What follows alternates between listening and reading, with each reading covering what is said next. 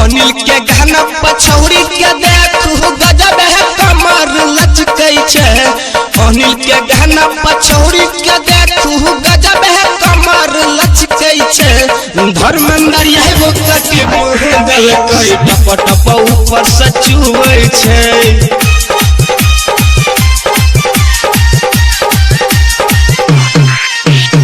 अनिल के गाना पछौरी के देखू गजब है कमर लचकै छे। अनिल के गाना पछौरी के देखू गजब है कमर लचकै छे। धर्मेंद्र यही वो कटी दल कई टप टप ऊपर से छुबै छे।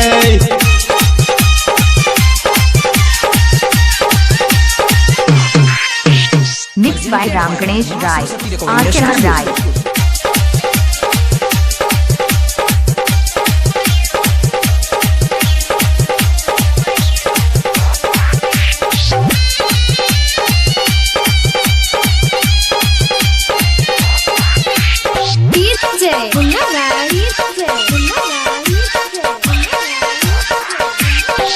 अंग गरल छे कर सरिया गाल छे कर फूलल रे। बंशीधर चौधरी गौरव के संगे लगे छे छोरी मिलल रे।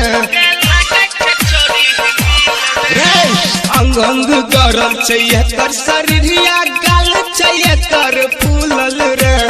बंशीधर चौधरी गौरव के संगे लगे छे छोरी मिलल रे। कोई न छे फैशन एकर पोजीशन छोरा सब जखने छुए छे। कोई न छे फैशन एकर पोजीशन छोरा सब जखने छुए छे।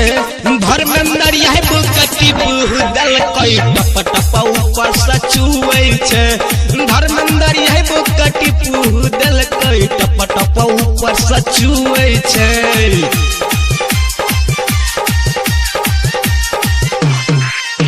Presented by मां सरस्वती रिकॉर्डिंग स्टूडियो।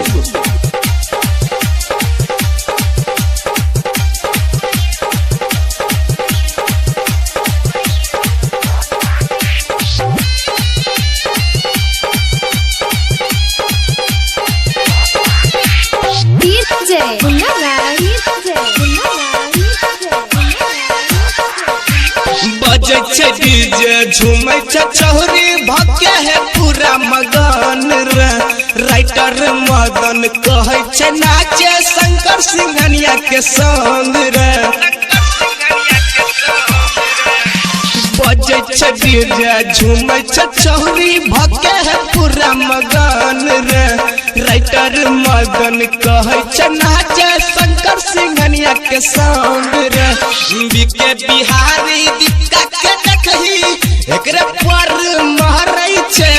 रामबाल रहरिया के देखही एकरे पर महरै छे। धर्मेंद्र यही बुकटी दल कोई टप टप ऊपर से छुए छे।